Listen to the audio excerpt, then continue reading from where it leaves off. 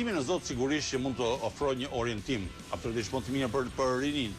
Po si mund të jetë ky, le të themi, i kuptueshëm dhe i pranueshëm për ta? Pra, a keq kuptohet apo interpretohet Bibla apo Kurani?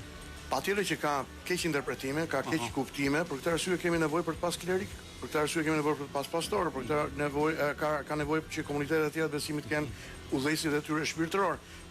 Kështu që për të ruajtur njerëzit nga keq interpretimet, nga shpjegimi në mënyrë krejt i shkëputur nga themin e kulturë teologjike e besimit që të paktën në krishterim vjen prej 2000 viteve pas ndërtimit të kishës.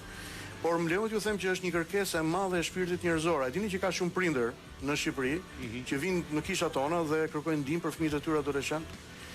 Unë 2 vitet e fundit kam takuar jo pak prindër cilët kanë ardhur dhe kërkojnë ndihmë për fëmijët e tyre që janë të varur nga Xanaxi. Pra, nuk po flasim më për ashashen edhe për kokainën e këto lëndë të tjera psikotrope, por shkojnë në farmaci dhe marrin tableta të cilat i përdorin dhe fusin veten e tyre në një gjendje të tmerrshme. Pra ka pas jo pak fëmijë të cilët kanë rrezikuar jetën e tyre, prindërit i kanë gjetur spital, sa duash. Dhe kërkojnë ndihmë, kërkojnë shpëtim për fëmijët. Ka jo pak njerëz të cilët kërkojnë shpëtim, pra gra që kërkojnë shpëtim për burrat e tyre që janë të varur tërësisht nga kurthi i Bixhozit. Nga pija, nga Bixhozi, Bixhozi, pra njerëz që kanë lënë me qindra mijëra euro në Bixhoz, kanë shit dhe shtëpit, kanë lënë fëmijët rrugëve dhe bashkëshortët e tyre kërkojnë ndihmë. Dhe kemi parë jo pak njerëz të cilët kanë marrë veten, pra janë çliruar nga këto varësi, nga droga, nga Bixhozi. Pse duhet me ardhur në kish për këtë dhe s'duhet me shku te Kunata? Po, më fal. Se duket si batut, po në fakt. Qartë. Tako motrën e burrit. Shiko, unë dje isha me një person që e njihja së largu, po dje patëm një mundësi që të shpenzonim më shumë kohë bashkë. Dhe vetëm aty kuptova dhimbjen e tij të madhe, sepse në një periudhë shumë shkurtër kishte humbur babain, por brenda 40 ditëve kishte humbur dhe vllain e tij të ri. Pra vllai kishte ndruar jetën. Edhe psikologjikisht ky nuk e kishte absorbuar mirë dhimbjen, vuajtjen e tij. Kishte shku tek Kunata, siç po thoni ju, tek vllai tjetër, tek komshinjt, tek shokët. Kishte pas 10 seanca tek psikologët. Por ndërsa fliste me mua, megjithëse kjo histori kishte kaluar, kishte 12 vjet që kishte kaluar, ai qante si një fëmijë dhe unë shikoja që dhimbja ishte brenda tij. Dhe unë po them që natyrisht njerëzit kanë nevojë për ta nxjerrë dhimbjen, qoftë tek Kunata, qoftë tek vllai, qoftë tek shoku për të komunikuar, kanë nevojë për këtë. Por kur vinë në kish, kur vinë tek pastori, kur vinë tek një komunitet besimi dhe aty dimensioni shpirtëror nuk është mungesë, por është aty i pranishëm, pra lutjet për njerëzit, sepse njeriu nuk është thjesht një grumbull protonesh, neutronesh të sjella nga rastësia së bashku. Ne jemi më shumë se sa kaq.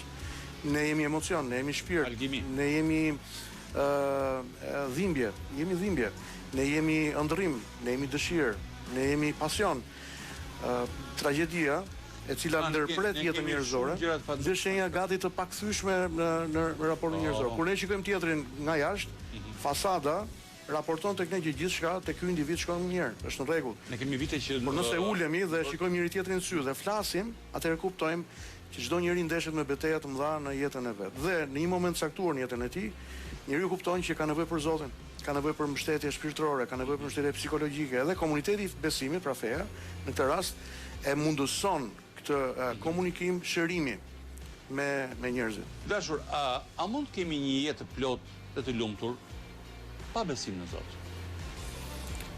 Në përqasjen time jo. Natyrisht un kam jo pak miq ateist, cilët thonë që e kanë gjetur lumturinë e tyre, një pjesë e tyre thotë që lumturia nuk ekziston në dimensionin e përsosjes. Vetëm përjetojmë grimca të caktuara lumturie, por un besoj që pra, domethënë, a mund zhvillojmë ne vlera të forta etike dhe morale pa qenë i përfshirë në këtë besim? Mund të mrrim deri diku, mund të mrrim deri në një pikë, por për të zhvilluar vlera të vërteta etike e morale, për të kultivuar virtyt, për të ndërtuar një shoqëri solidariteti, për ndërtuar kohezionin social, paqen sociale, për qëndruar pranë dhe për që një mik me një person sikundër ju tregova rastin. Qartë. Të bëj një pyetje. Kemi nevojë për besimin, kemi nevojë për Zotin. Nga kontaktet tua, miqtë tu, që janë të panumërt.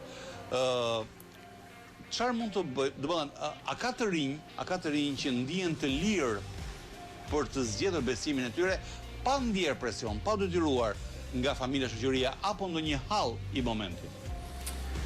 A gjej lirin, sepse a ka të rinj që zgjedhin vetë këtë lloj?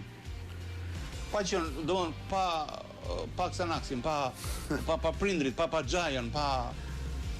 Shiko, te kontrata sociale, Rusoj ma tha, të gjithë linim të lirë, tha, por gjatë rrugës prangosemi në pranga të rënda. Pra, i gjithë ky udhtim është një udhtim me barrat jo të lehta të jetës, pra i ngarkuar. Kështu që koncepti i lirisë është një koncept për dikë mund të jetë një koncept absolut, për dikë tjetër mund të jetë një koncept abstrakt, për dikë tjetër mund të jetë relativ liria si perceptim filozofik. Natyrisht që konvertimi në fe, në besim, është guri i provës i lirisë. Pra një njeri duhet ndihet i lirë të zgjedh besimin e tij, pavarësisht nëse vjen nga një familje ateiste, pavarësisht nëse vjen nga një familje që mund të ketë një fe tjetër. Po. Besimi është individual dhe është personal.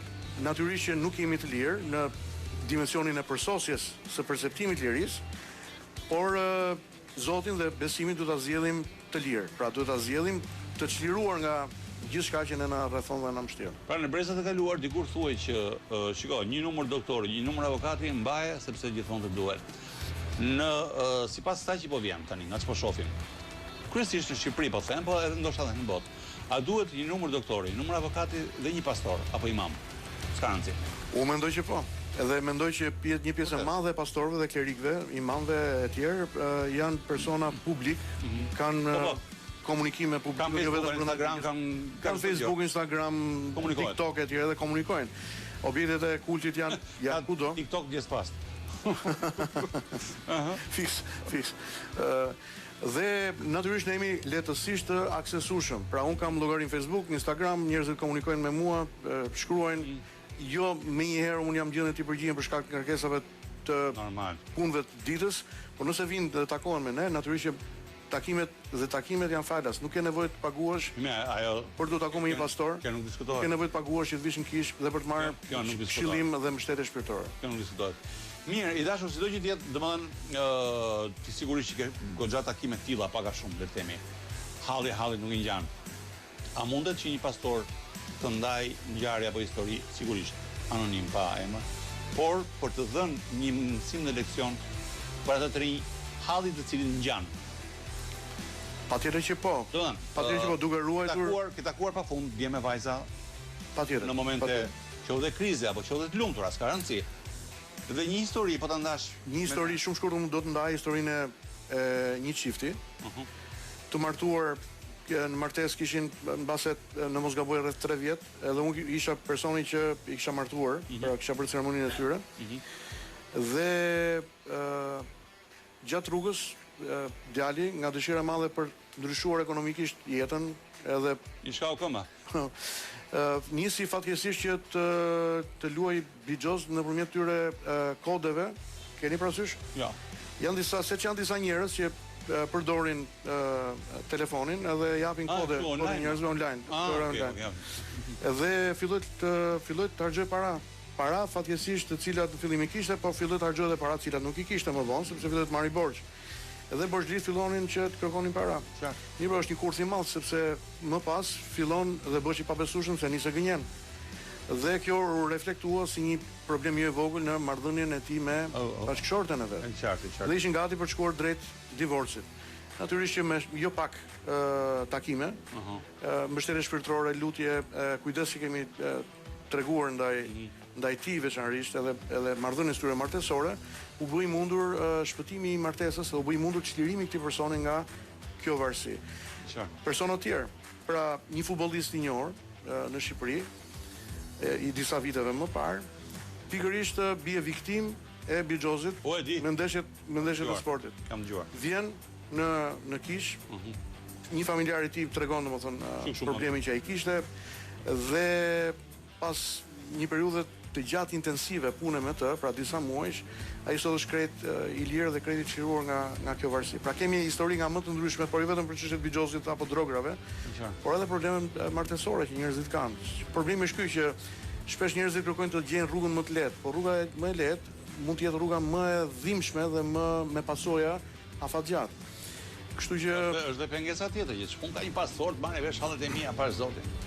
Jo, në këtë rast. Kjo mos haro. Është kjo, por në këtë rast kur mrrin në një pikë njeriu, që i ka provuar gjitha dhe shikon që jeta e tij po shkon drejt kaosit të vazhdueshëm dhe drejt fundit, atëherë shikon si një zgjidhje nevojën për të ardhur tek një pastor apo për të ardhur në një komunitet besimi, për të folur dhe për të ndarë hallin dhe problemin që ka. Njerëzit thonë mos të lënd halli, pra dhimbja, problemi.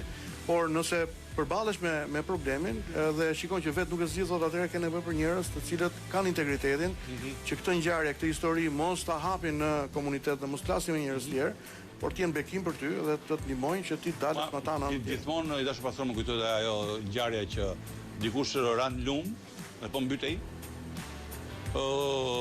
Besonte në Zot, pa diskutim. Besonte në Zot goxha.